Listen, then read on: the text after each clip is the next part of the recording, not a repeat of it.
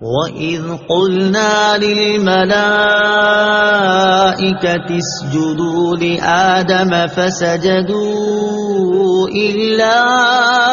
إِبْلِيسَ أَبَى وَاسْتَكْبَرَ وَكَانَ مِنَ الْكَافِرِينَ۔ ترجمہ: اور یاد کرو جب ہم نے فرشتوں کو حکم دیا کہ آدم کو سجدہ کرو تو ابلیس کے علاوہ سب نے سجدہ کیا، اس نے انکار کیا اور تکبر کیا اور کافر ہو گیا۔ اسجدوا لآدم، آدم کو سجدہ کرو۔ تفسیر صراط الجنان میں ہے اللہ تعالیٰ نے حضرت آدم علیہ السلام کو تمام موجودات کا نمونہ اور عالم روحانی اور جسمانی کا مجموعہ بنایا اور فرشتوں کے لیے حصول کمالات کا وسیلہ بنایا، تو انہیں حکم فرمایا کہ حضرت آدم علیہ السلام کو سجدہ کریں، کیونکہ اس میں حضرت آدم علیہ السلام کی فضیلت کا اعتراف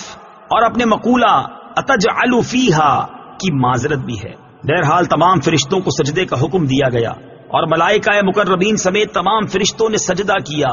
لیکن شیطان نے سجدہ کرنے سے انکار کر دیا اور تکبر کے طور پر یہ سمجھتا رہا کہ وہ حضرت آدم علیہ السلام سے افضل ہے اور اس جیسے انتہائی عبادت گزار فرشتوں کے استاد اور مقرب بارگاہ الہی کو سجدے کا حکم دینا حکمت کے خلاف ہے۔ اپنے اس باطل عقیدے، حکم الہی سے انکار اور تعظیم نبی سے تکبر کی وجہ سے وہ کافر ہو گیا۔ حضرت آدم علیہ السلام اور ابلیس کا واقعہ قرآن پاک کی 7 سورتوں میں بیان کیا گیا ہے۔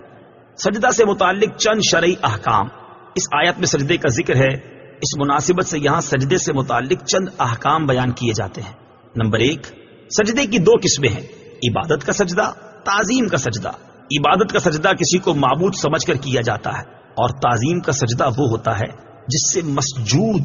یعنی جسے سجدہ کیا جائے اس کی تعظیم مقصود ہوتی ہے۔ نمبر 2، یہ قطعی عقیدہ ہے کہ سجدہ عبادت اللہ تعالیٰ کے لیے خاص ہے، کسی اور کے لیے نہیں ہو سکتا اور نہ کسی شریعت میں کبھی جائز ہوا۔ نمبر 3، فرشتوں نے حضرت آدم علیہ السلام کو تعظیمی سجدہ کیا تھا اور وہ باقاعدہ پیشانی زمین پر رکھنے کی صورت میں تھا،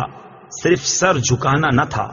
نمبر 4، تعظیمی سجدہ پہلی شریعتوں میں جائز تھا، ہماری شریعت میں منسوخ کر دیا گیا، اب کسی کے لیے جائز نہیں ہے، لہٰذا کسی پیر یا ولی یا مزار کو تعظیمی سجدہ کرنا حرام ہے۔ لیکن یہ یاد رہے کہ تعظیمی سجدہ کرنے والوں پر یہ بہتان باندھنا کہ یہ معبود سمجھ کر سجدہ کرتے ہیں، یہ اس تعظیمی سجدے سے بڑا جرم ہے، کیونکہ یہ مسلمانوں کو مشرک و کافر کہنا ہے۔ اعلیٰ حضرت امام احمد رضا خان علیہ رحمت الرحمان نے غیر اللہ کو تعظیمی سجدہ کرنے کے حرام ہونے پر ایک عظیم کتاب لکھی ہے جس کا نام ہے الزبدۃ الزکیہ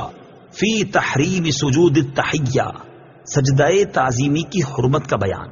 یہ کتاب فتاوی رضویہ کی 22ویں جلد میں موجود ہے اور اس کا مطالعہ کرنا انتہائی مفید ہے۔ تکبر کی مذمت،